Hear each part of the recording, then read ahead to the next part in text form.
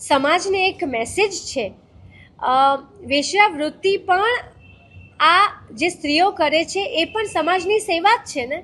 નહીં તો કેટલા બહેન દીકરીઓના બળાત્કાર થાય, કેટલું બધું થઈ શકે. આ પણ એક પ્રકારની સમાજની સેવા છે. નમસ્તે, હું જેની ઠુમર.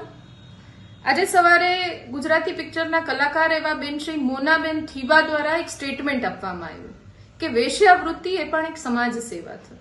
ખરેખર ખૂબ મહિલા તરીકે અપાયેલું સ્ટેટમેન્ટ ને મહિલા દ્વારા એટલે સંભળાયેલું સ્ટેટમેન્ટ આ ખૂબ દુર્ભાગ્યપૂર્ણ હું ગણાવું છું કે તમે જાહેર જીવનના વ્યક્તિ છો, તમારા ઘરેથી તમારા હસબન્ડ ધારાસભ્ય કક્ષાના વ્યક્તિ રહી ચૂક્યા છે, તમારા સસરા ધારાસભ્ય રહી ચૂક્યા છે, જાહેર જીવન સાથે તમારું આખો એ પરિવાર સંકળાયેલો છે અને તમે આવી વાત કરો કે વેશ્યાવૃત્તિ એ પણ એક સમાજ સેવા છે, તો હું માનું છું કે મહિલા તરીકે તમારે આના માટે આ સ્ટેટમેન્ટ માટે શરમાવવું જોઈએ.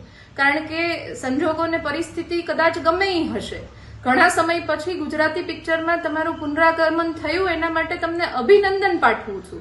પણ જો આ પિક્ચરના પ્રમોશન માટે અપાયેલું સ્ટેટમેન્ટ હોય તો એ વખોડવા લાયક છે કે કોઈ પણ પ્રમોશન કરવા માટે આ પ્રકારે મહિલાઓનું અપમાન તમારે કરવું ન જોઈએ.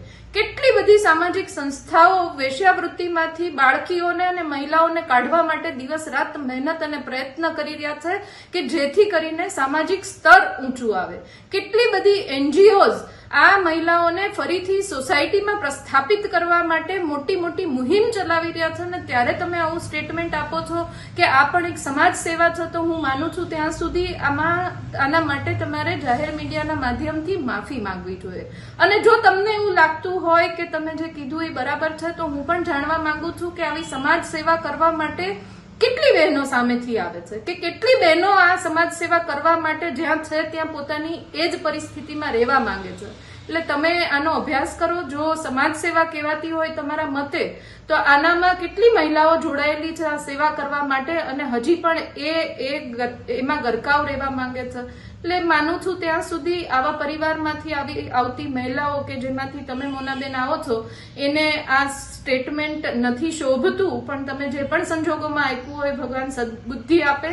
માનું છું ત્યાં સુધી આપ માફી માંગશો જ અને ભવિષ્યમાં તમારો પરિવાર આટલો જાહેર જીવનમાં આગળ વધેલો છે, ભવિષ્યમાં બહેનો માટે થઈને તમે આવી કોઈ ટીકા ટિપ્પણી નહીં કરો એવી આશા પણ રાખું છું. નમસ્તે.